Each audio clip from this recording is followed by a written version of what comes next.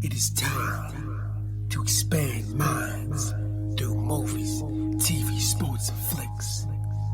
It is time to boldly go where no podcast has gone before. It is time for the Captain Talks Flicks. The Captain Talk Flicks. Welcome to the Captain Talks Flicks podcast. I'm your host, Captain Cortez, aka Mr. Love, and this is where we talk flicks. And ladies and gentlemen, this week I'm going to talk about my most favorite franchise in the world, in the universe, in the multiverse, in any dimension that exists. This is my favorite.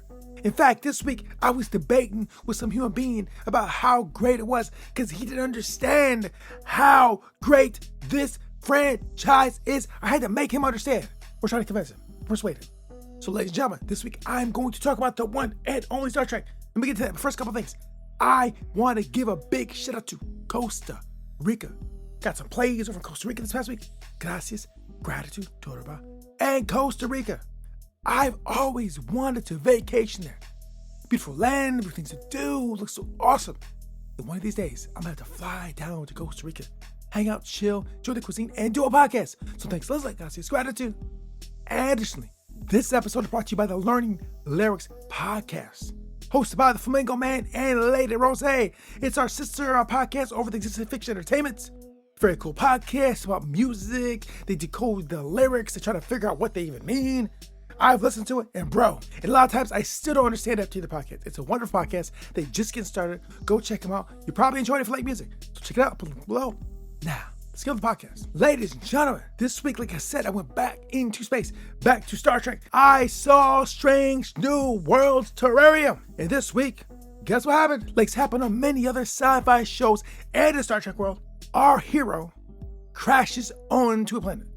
So the Enterprise is doing some scientific studies, checking out these things, and then somehow, some way, a shuttlecraft goes to a wormhole and crash lands on a planet. Now, when I saw this, I was like, I know what's coming. We've been here before. Geordi LaForge did this back in the day, and Star Trek Next Generation, he crashed on a planet, and guess what? His adversary is there.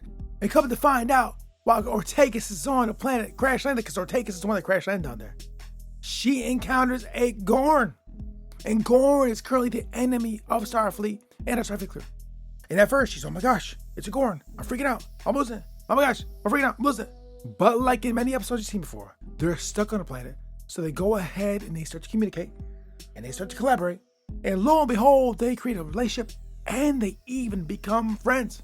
This has been done many times in Star Trek. And it is done to illustrate something I'm about to get into right now.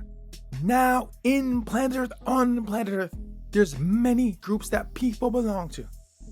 Where there's attributes, there's language, there's flags, there's clothing, there's ideologies, there's belief systems. There are all these things that groups believe in. Tons. And in Star Trek, we're a little different. You got the Gorn, they think a certain way, they act a certain way, these certain things. You got Starfleet, they do certain things, right? Groups that are a little bit different, slightly different.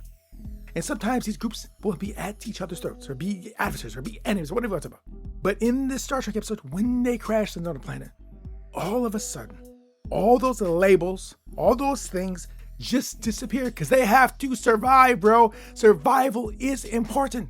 So on this planet, they're trying to survive and everything else is stripped away. They need food, clothing, shelter, and that's it. Everything else just disappears. Now, in our real lives, our real world, this is kind of true, right? A lot of the ideologies, labels, hats, clothes, belief systems, circles, groups that we go ahead and adhere to, it's just a lot of non-important stuff. Now, of course, it's important, right? It is. But really, if you really think about it, in just the existence of a human being, it's not. And a lot of times we're battling each other over these ideas, over hats, over shirts, over logos, over colors of clothes, or, cars, or labels, or groups, or companies, or belief systems. It doesn't matter what you're talking about. But sometimes we're at odds. But really, when you strip that all away, we're pretty much very similar. Now, I've had this in my life a few different times. Now, I live my life so I'm never enemies with anybody. I really have no enemies because I don't live like that. But there have been times when individuals have been slightly, whatever, And he put us in a space together, and we talked. And all of a sudden, you found all the commonalities. Oh my gosh, this and that, this. So from the outside, it may be perceived as different based on the physical appearance, or the logos, the hats he wear, or the language, or what we talk about. But then we start to tell, oh wow, there's a lot of overlap here. And in this episode of Star Trek: Searching New Worlds, and like the many before that, just illustrate that. It's when you strip away all the hats, all the labels, all the titles, all the ranks, all the beliefs, all the ideologies, and get to the core of humans or creatures or people or whatever. Not that much difference. In this space, they want to eat, they want to survive, they want to be warm, they want to be clothed, protection. And they combined and achieved that. And by doing that, they became friends. Now, spoiler, at the end of the episode, when Ortegas and the Gorn gets rescued, they come down to rescue her, and all of a sudden, Ortegas comes out, and the Gorn comes out, and then bam, they just, they fire first, ask question later.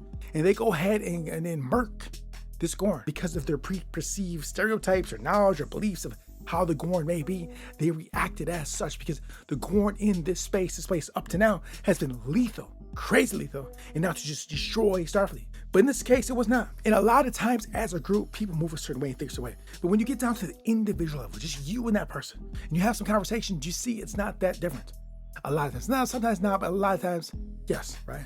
So this episode should teach us. You go on the internet, you go on social media, see all these posts, people talking, oh my gosh, we're so different. It's such a different, we're different. Right, but when it comes to the core of it, probably not much. Really think about it, Think about any adversarial group you can think of. So some group that you think is not your people, or they're not us, or they're different, or they're strange, or whatever. It doesn't matter what group, it doesn't belief system, ideology, philosophy, country, whatever you're talking about, whatever. Younger people, older people, just neighbor group and think about them. Do you really think they're that much different? Do they not prick us? Do they not bleed? To quote Shakespeare, I think it's something like that. They eat food, right? They go to the bathroom. They have family. They love. They cry. Anybody you talk about, doesn't matter the language, doesn't matter. They feel these things. We're humans. This is how we roll. But unfortunately, society or whoever or however has evolved to a space that all these things that make us different also put us up. Because I like this team, I wear this shirt, I speak this language, I drive this car, I think this way, I believe in this thing, this theology, this belief system, this math, this finance, this blah blah blah blah blah, whatever. All of a sudden, we can't get along because I'm this and that, political, whatever you're talking about. But in reality, if you just strip all that away, not that much different. Let's not like to think so. And if you rewind the clock 10,000 years, whatever years, and you put us there, probably get along a little bit better. I don't know. Could, maybe not. I have no idea. I'm just a podcaster. I don't know what I'm talking about. But anyways, Star Trek is always thought-provoking, always get my mind thinking, always opens up my mind to different possibilities, different ways of thinking. I love it. I love Star Trek. It is the best franchise that's ever been created. Now, today is September 6th. In 2 days, September 8th, the Man Trap debuted, I believe, in 1966. Star Trek was born, bro. It is the greatest franchise that's ever been done. A lot of lessons to be learned, a lot of entertainment, a lot of space flying, a lot of aliens. So yes, you should go watch Star Trek today. It's a wonderful, phenomenal show. I've learned so much. It's so entertaining. It's educational. It's fun, and it's positive, baby. A lot of positive these days. Everything's negative, a lot of positivity. Star Trek is wonderful. So go check it out. You will not be disappointed.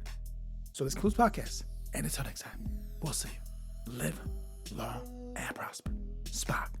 Till next time, it's Captain Peace. The Captain Talks.